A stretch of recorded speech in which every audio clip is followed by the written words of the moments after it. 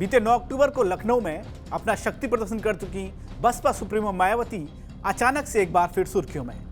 दरअसल 9 अक्टूबर के बाद 6 दिसंबर को लेकर सबकी नज़र जमी थी।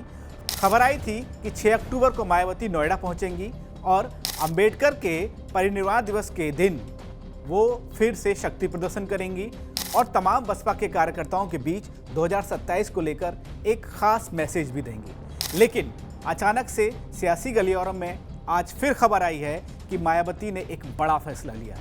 मायावती ने कहा कि अब वो अपने किसी भी महापुरुष की जयंती या श्रद्धांजलि वाले किसी भी कार्यक्रम में उन स्थलों पर नहीं जाएंगी। मायावती ने सोशल मीडिया पर लिखे ट्वीट में कहा है कि वो डॉक्टर बी आर अम्बेडकर सहित अन्य महापुरुषों की जयंती, पुण्यतिथि उनके स्मारक स्थलों पर जाकर नहीं मनाएंगी।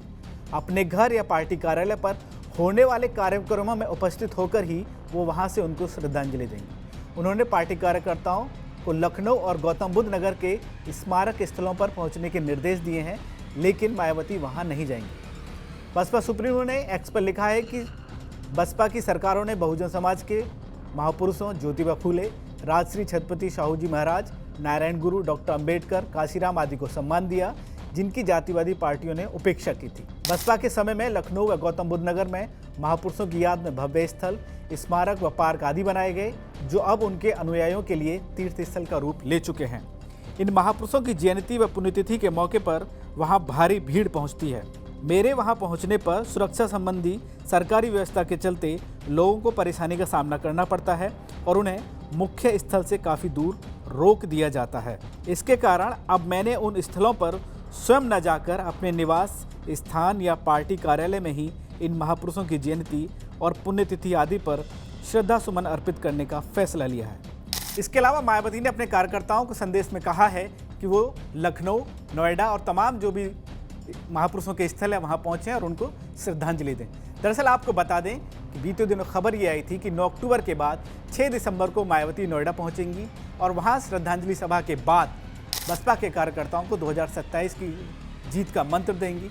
कहा यह भी जा रहा था कि 9 अक्टूबर के बाद जिस तरह से मायावती लगातार एक्टिव हुई हैं, जिस तरह से वो तमाम कमेटियों की मीटिंग ले रही हैं, मुस्लिम भाईचारा कमेटी की मीटिंग हो या दलित समाज के तमाम नेताओं के साथ उनकी मीटिंग हो, उनका मकसद ये था कि अब 6 दिसंबर को नोएडा पहुंचकर भी वो यही संदेश देंगी कि पश्चिम यूपी से 2027 के लिए वो ऐलान करने वाली हैं।